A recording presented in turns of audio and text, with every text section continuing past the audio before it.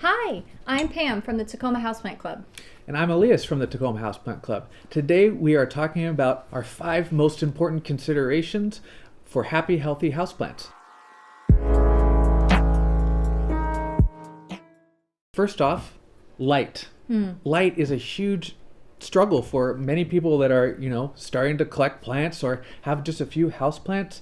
What do you consider with light for your plants? Absolutely. Light is the most important aspect of growing houseplants. So when I think about light, I want to always make sure that my plants can see a window. What that means is that they need to be able to see the sky outside in order to have enough light indoors for photosynthesis. The light that's available outside, if you were to stand in the middle of the street, is far, far, far more great than the light available in your home. So when I think about light, I try to think about direct light and indirect light. Direct light is going to be sun rays touching the actual plant leaves themselves. Sometimes you get sun rays that can be beaming on the plant all day, such as from a south-facing window. Sometimes you don't have any sun except for in the morning and the evening, such as from an east window or a west window. Our north windows give us indirect light, so no direct sun is touching the plant throughout the day. These are considerations we're talking about specifically in the Pacific Northwest. And in the Pacific Northwest also, our light changes throughout the seasons. And that's just because our days get shorter or they get longer or whatever. And that will affect how you position your plants and what light they need. And sometimes you can use some artificial light and that will help. But most of the time with your beginner plants, you don't really need to use artificial light. You just need to alter your watering schedule. And that brings us to our next consideration for happy, healthy houseplants, and that is watering. So can we water on a schedule? No.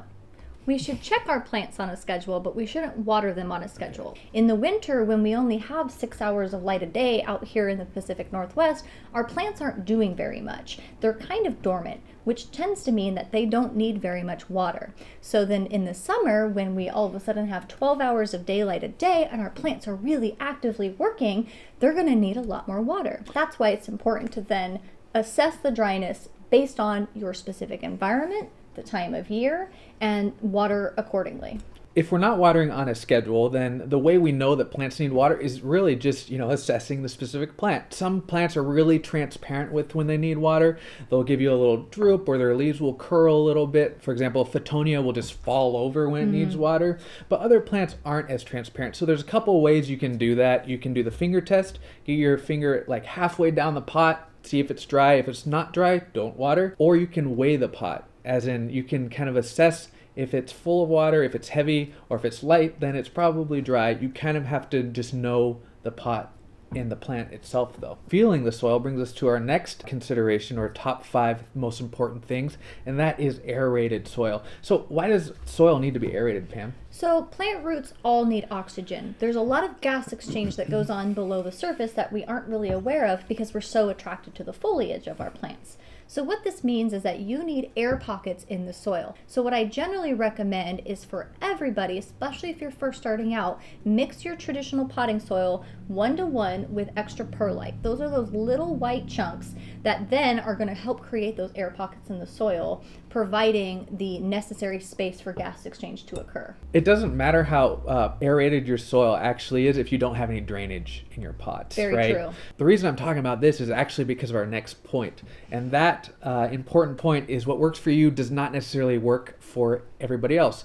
We all have a relative, either my grandma or my mom, who has a peace lily that's been living in the same undrained pot, older than some of her children. So while this works for your mom, having a peace lily in a pot that doesn't drain, that's great. However, if you're having problems with your plants, considering drainage is incredibly, incredibly important, because what works for your mom is not going to work for everyone else. Yeah, and that has to do with your environment. All houses aren't the same, all light's not the same. Sometimes you live in an apartment and the south-facing window is obstructed by another apartment. So you have to always remember that just because someone is able to grow some super rare oblique in their house doesn't mean that you're probably going to be able to do that. So then that also brings us to our last most important consideration for our healthy, happy houseplants, and that's about realistic expectations.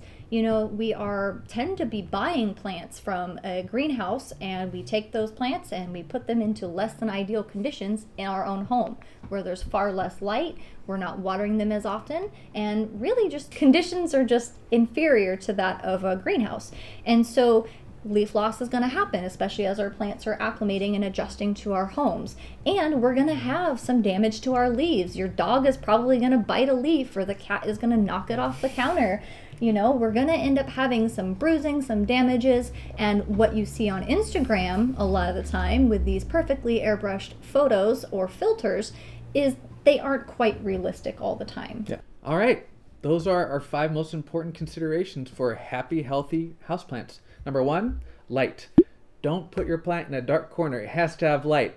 And plants have different light needs. So make sure you know what that need is for that specific plant. Number 2 is water. The second most common reason people are killing plants is too much water, actually. So you have to make sure that you're not watering on a schedule, but rather checking your plants on a schedule. What goes hand in hand with water is our next point, and that is aerated soil. You have to make sure that you're having a nice aerated soil, because those roots need oxygen as well as water, and they need to be able to drain properly. What works for you does not necessarily work for someone else. You have to consider your environment, and you have to consider the specific plant's needs. And then finally, you have to have realistic expectations. Don't expect it to always look perfect.